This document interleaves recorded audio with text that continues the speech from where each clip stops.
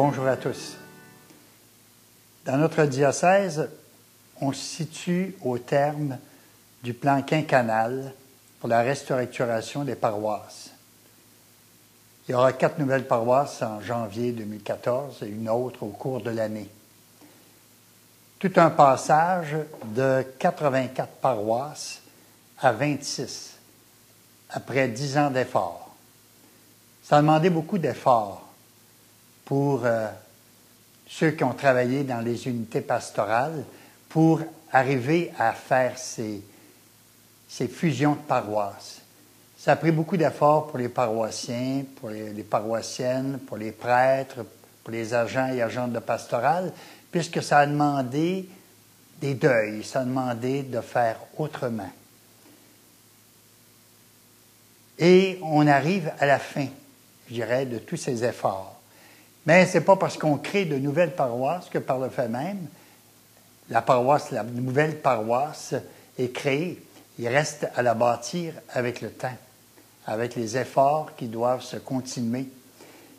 Voilà pourquoi on a proposé l'année passée des orientations diocésaines sur la nouvelle paroisse, qui insistent sur la nécessité d'harmoniser 2 aspects importants. D'abord, l'unité qu'il doit y avoir entre des communautés locales qui forment une nouvelle paroisse. Il faut bâtir cette unité, cette communion. Et il y a des structures qui vont travailler dans ce sens-là, l'équipe pastorale, bien sûr, le COP, puis aussi, évidemment, le conseil de fabrique et le président fabrique. Eux ont travaillé sur l'aspect de l'unité. Maintenant, en même temps, on s'aperçoit qu'il faut aussi des structures qui vont favoriser les communautés locales, qui vont permettre aux communautés locales de grandir. Les structures qu'on propose, c'est le noyau de la communauté locale, puis les assemblées de la communauté locale. Et l'unité, et je dirais l'harmonie entre les deux, c'est ça qui est le grand défi.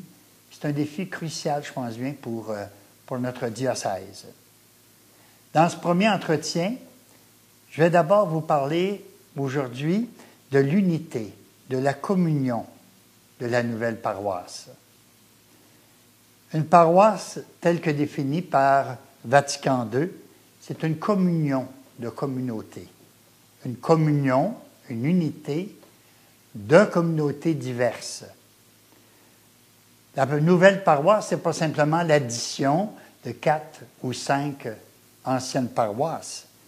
Elle doit devenir une communion de communautés qui acceptent de se mettre en commun, qui acceptent de mettre en commun leurs richesses, leurs forces, leur diversité, qui acceptent de s'entraider les uns les autres, qui acceptent de s'enligner ensemble sur des objectifs, sur des projets. La nouvelle paroisse, c'est être plus parce qu'on est ensemble. C'est aller plus loin parce qu'on est ensemble. C'est faire davantage parce qu'on est ensemble. Et on pourrait même dire que la sainteté d'une nouvelle paroisse, et ça c'est du langage de Vatican II, la sainteté de la nouvelle paroisse, c'est justement sa communion, son unité. Parce que s'il n'y a pas cette unité, s'il n'y a pas cette communion, alors la nouvelle paroisse risque de devenir très difficile. Là où il y a de la mauvaise volonté, là où il y a trop de méfiance, là où il y a trop de rancune, ou là où il y a trop de chacun pour soi, on risque de ne pas aller loin. Tout cela risque de devenir source de découragement, puis aussi de démotivation. Voilà pourquoi travailler à l'unité des communautés locales dans la nouvelle paroisse est si essentiel. Et nous avons des moyens pour y arriver. Les premiers moyens sont les plus importants. Ce sont des attitudes intérieures. On a des attitudes intérieures à cultiver, des attitudes de cœur, l'écoute, le dialogue, la recherche du bien commun, parfois le pardon, la réconciliation. Il y a aussi tout ce qui peut favoriser la connaissance des personnes, le faire ensemble, célébrer ensemble, travailler ensemble. Faire ensemble permet de mieux se connaître, de mieux se comprendre, de s'apprécier, de se rapprocher, donc de faire unité. Cette recherche d'unité est tellement essentielle parce qu'elle est voulue aussi par le Seigneur. C'est à l'amour que vous aurez les uns pour les autres qu'on vous reconnaîtra pour mes disciples. C'était vrai dans le temps du Seigneur, c'était vrai pour les premières communautés chrétiennes, c'est encore vrai pour les communautés d'aujourd'hui.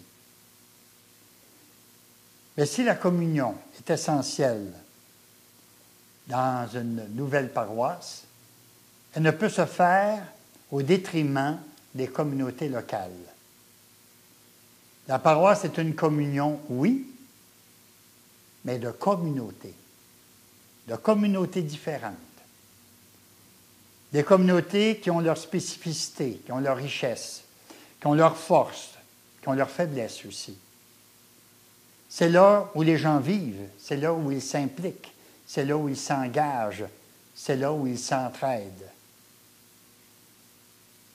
Il importe donc de favoriser la richesse de chacune, sa croissance, son développement et son apport indispensable à la grande communauté, à la paroisse nouvelle. Il faut travailler à la proximité. La proximité est essentielle à la nouvelle évangélisation. Il faut travailler sur les relations. Une nouvelle paroisse trop centralisée qui négligerait les communautés locales risque de s'appauvrir, risque de faire disparaître la participation, l'engagement, la cohésion. Une nouvelle paroisse trop centrée sur les communautés locales, au contraire, trop décentralisée, risquerait de faire de la nouvelle paroisse une structure vide, une simple coquille vide. Elle risquerait aussi d'engendrer des luttes de pouvoir, des égoïsmes, des oppositions. L'unité, la communion de la nouvelle paroisse doit donc se faire avec l'implication du plus de monde possible. Elle ne peut se faire qu'avec quelques personnes. Elle doit viser l'engagement du plus de nombre possible, avec le plus de diversité possible. Bien sûr, c'est plus difficile de travailler à plusieurs que simplement à quelques-uns, mais c'est essentiel si on veut que ça porte du fruit. Et pour y arriver, ça prend énormément de dialogue.